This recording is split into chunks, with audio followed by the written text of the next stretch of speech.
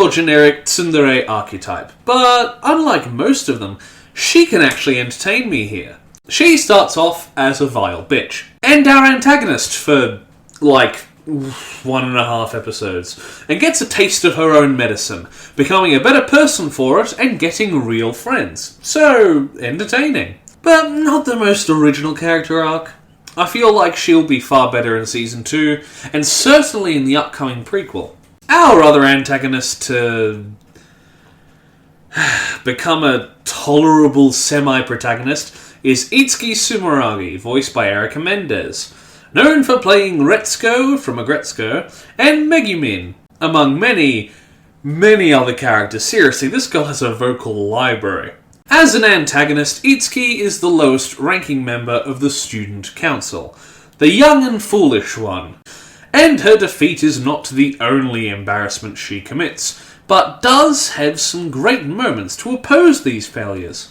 Although, unfortunately, after these badass moments, she does go back to her first naive and foolish characterization. That was a tad frustrating. But either way, not a noticeable downgrade when your other protagonists have such bombastic moments and character continuity as Yumiko or Mary. Yuriko Nishiotoin is the student council member of the Tradition Culture Research Society. Whatever that shit means.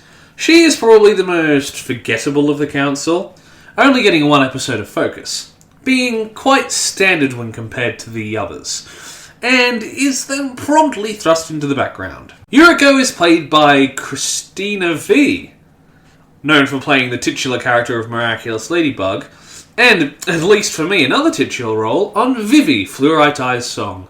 Yuriko works as an antagonist for the time she is on screen, but the unceremonious shunning is quite blatant in the background of the rest of the show. Next is the student council member of the Beautification Committee, Midari Ikishima, played by Sarah Ann Williams, known for playing Nonon Jakuzure from Kill la Kill and Best Girl in Rent-A-Girlfriend. Don't at me! So, Midari is a varied character. For starters, as the head of the Beautification Committee, she makes sure that the lower class of the school, known as the house pets, that we will touch on later, are treated accordingly. And fitting in the motif of strange, borderline insane characters, she gets off on having her life put at risk. Although different to Yumiko in key ways, so much that she draws the ire of the main girl. And her sadistic moments are a little off-putting. But I suppose she is entertaining enough. Ugh. This is the second anime review I've done where we have a psycho schoolgirl using inanimate, non-sexual objects to masturbate on screen. Do I need to start a list? God, I have to start a list. So yeah, not a particularly endearing character here, and a little visually off-putting at times, but for who she is, the performance is good. But for real, she's so much more of an endearing character in the live action. Yumemi Yumemite is our two-faced idol girl, who seeks validation but hates her incel fans. Seriously, why is her head fan an ugly bastard? She is played by Faye Mata, known for playing Aqua in Konosuba, and my personal fave, Lily in Be the Beginning. She serves as the antagonist of the idol game, and is decently endearing. The two-faced performance is great, and the visual shift in character, including whatever the star thing in her eyes is, looks great. Her motives are clear and understandable, and she is one of the villains to actually get a happy-ish ending without too much insanity. Although her disappearance as soon as Choice Poker starts can be a little jarring to look back on. But the action kept me invested enough not to notice the first time around.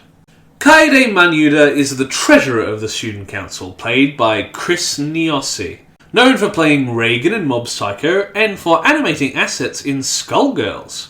Kaede is a decent secondary antagonist to the president. His time spent against Yumiko is enthralling, and he is built up well. He is also a very hateable character, but not to a ridiculous degree. His motives are understandable and above such as, "Mwahaha, I am evil, I like money." But apart from his always take the high road attitude, I can't think of much else to talk about his character. Sayaka Igarashi is the student council president's secretary and definite lesbian love interest. She is played by Erica Lindbeck, known for playing Luna in Hell of a Boss and Mordred in Fate Apocrypha. Unfortunately, this season cuts off just before her character arc in the manga, but here her characterization is clearly outlined in the Indian Poker and Choice Poker arcs. For when she appears, she is serviceable and works in the role she is in. Not much else to say until next season. The Vice President, whom we don't know the name of yet, is only revealed to us in the final episode. Rurika is the twin of the Student Council President, and serves the Council as Vice President, wearing a mask due to her shyness and to hide the fact that she looks identical to the President. The two even swapping at one point. Although not much is done with her performance, she is played by the same actress as Kirari. We'll get there soon. Runi Yomizuki is the student council member that heads a group of arbiters and dealers to keep games in the school fair, all wearing similar hoodies. Seriously, those are cool, I'd wear one. Runa is played by Kaylee Mills, known for playing Union in Konosuba, and the entire Valek family from Welcome to the Demon School Iruma-kun. Runa is a fun character, even if her laugh can be a little annoying. Ryoda, She has the same two-faced quality that Yumemi does, but I feel that the disparity between her personalities works just a little bit better than the idols. Finally, we have Kirari Momobami, the student council president, sister to the vice president, and the head of the infinitely wealthy Momobami family. Head of the 100 devouring families, who are basically all the characters whose last names end in Bami. But more on them next season. She is played by the same actress as her sister, Michelle Ruff, known for playing Chi in Chobits and Sinon in Sword Art Online. And apart from the main characters, hers is my favourite performance here. She pulls off the character perfectly, and her voice fits the president's air and attitude well. We also have minor characters such as Jun, this asshole, who is far better in the live action, and the girl he abuses, but they don't do much of note. Now, let's talk about the outline of the plot. Then we will talk shit about each game after. The story starts as Yumiko Jabami appears in Hyakao Academy, and everything goes to shit. She meets Mary and pulls Ryota from his debt hole. After beating Itsuki, Yumiko goes after Yuriko once Mary falls even further into debt, becoming a house pet. She is unable to pay Yumiko what she owes, basically becoming a slave. Due to pure luck and a little bit of cheating, Yumiko loses to Yuriko and becomes a house pet.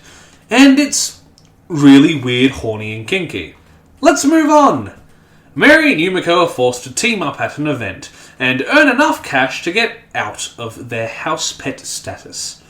Mary doing so immediately, but for some reason Yumiko keeps the position. She then games with Midari, and it was uncomfortable, but she leaves without getting shot in the face. So, all's well that ends well, I guess. Then is the gambling as Yumemi and Kaede of the council, who team up and are one by one beaten. What a surprise. Although these episodes and characters together were far more interesting than most others. Finally, the president decides to have a game against Yumiko, with Ryota as the deciding factor as to which one would leave the school. He follows Yumiko's lead and picks purely to chance, causing a tie between the two, meaning both get to stay at the school.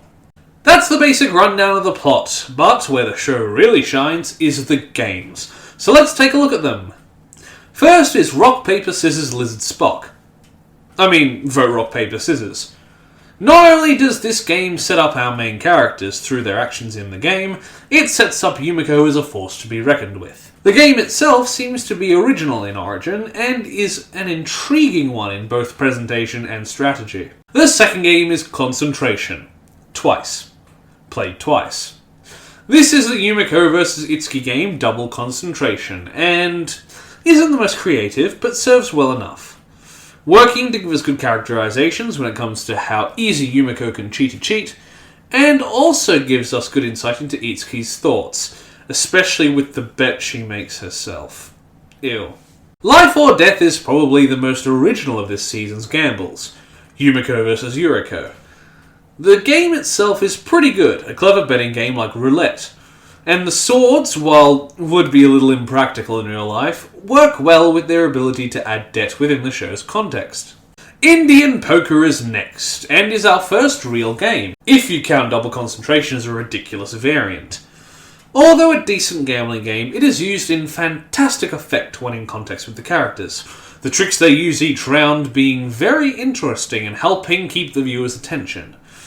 But it is a little glaring that they seem to just throw out the rules for fun, so if the characters weren't so interesting, this would almost just feel like a farce. The ESP game is a little more interesting, with its large risk and short margin of error, but I feel that we don't really get a good enough feel for it. Most of the screen time getting caught up in whatever the hell Midari has going on. The idle game was nice and varied, both Yumiko and Yumemi having good plays, even if some last longer than others. I don't have much to say since most stuff in this arc is focused on the characters, but it was a nice medium to demonstrate Yumemi's idle personality, and gives Yumiko some clever things to do. Much like the idle game, Choice Poker does a lot to let us in the mind of our antagonist, and displaying how their way of play represents their personality and backstory, working with Kaede here. Finally is the Tarot game. This by far says the most about the characters that play, from Kirari's talk about fate and Ryota's twist to Yumiko's point of view. This also gives good characterization to Runa by the way she mediates. A nice touch being that the mystery card, that may or may not have been the Fool, is never shown to the audience, Runa sneaking it away before anyone can get a look at it. Our next point to talk about is the animation, considering this is an anime. That word's like 40% of the description. As said before, this was made by Studio Mappa, and while overall the animation is good, there are a few things worth mentioning. The thing most talked about from this adaptation, apart from the gambling and uncomfortable gunplay, is the facial expressions. Although adapted from the manga, this show has a great way of making very pretty women completely unappealing. Unless you're one of those types. You know who I'm talking about. But on a purely critical level, these expressions are well animated and do well to add to the tone of the show, even if some of them are kind of revolting. The other interesting stylized facial expression is one of my favourites. It's their thrilled faces. These are far more conventional and occur when the character is winning or otherwise getting really into the gamble. Although a subset of the expressions talked about earlier, not all of them are thrilled faces. Many of the other faces purposefully revolting, whereas the thrilled faces, as said before, are usually either far more conventional or suit another purpose, such as showing Yumiko's infatuation in the games. Something else I liked, linked in relation to the thrilled faces, are the colour and sometimes shape of characters' eyes. Yumiko and Kirari are clearly marked with the red and pale blue of their eyes, looking vibrant through these scenes. Mary shifting to a golden yellow, like Midori's single eye, and while both Itsuki and Yumemi have darker blue eyes than the President, Yumemi's switch from normal to star-shaped when switching personas is quite visually interesting. Now, what would an animation section be without mentioning the CGI? Yeah, it's used quite stingily, but when it's there, it's blatantly noticeable 90% of the time. And it's not that good. Not the worst I've ever seen, not by far, but it is noticeable. For sound design, I have one effect I want to mention. The teeth clenching. It is an uncomfortable sound, but I am honestly impressed they put it in there. Apart from that, let's look at some tracks on the OST. For starters, the songs from the Idol game and Yumemi's other featured music weren't amazing, but worked well considering we only got a full performance of one of them, really feeling like Idol songs. The song, clearly titled Kakegurui, is a good piece. Jazzy enough to sound classy, like a casino, but the unnatural tempo and multiple layered instruments help get across the insanity that appears on screen. Strange Visage is similar in tone, but the clear insanity is switched out to a more cohesive sound to pull you into the endearing part of the screen instead of the spectacle. Breathtaking works well in the same way, but keeps itself more lo-fi than Strange Visage, working to the same effect in a new way. A nice go-between of Kakegurui and Strange Visage, in terms of tone, is a flowering snake. That keeps the insane vibe, but is also more low-key. None of the unnatural highs to unnerve the audience, making it a far better listening experience. Inquisitive as a matter of flattery has some great audio effects, and Yumiko's ecstasy felt very eerie, almost like something out of a horror film. Now let's get to the ratings. For Best Boy, we don't have many options, so I guess our audience surrogate to Yumiko's insanity, Ryota, will have to take the award, because God knows I'm not giving it to Kaede. Now, if we were talking personal bias, Kirari would be Best Girl. Great design, my favourite amongst the voice cast, and an interesting antagonist. But if we're talking the legit best character of the season, I think I would have to pick Mary. She is the one who has the most substantial character arc, bullying the house pets to learning the error of her ways when she becomes one herself, but not causing a full 180 on her entire personality.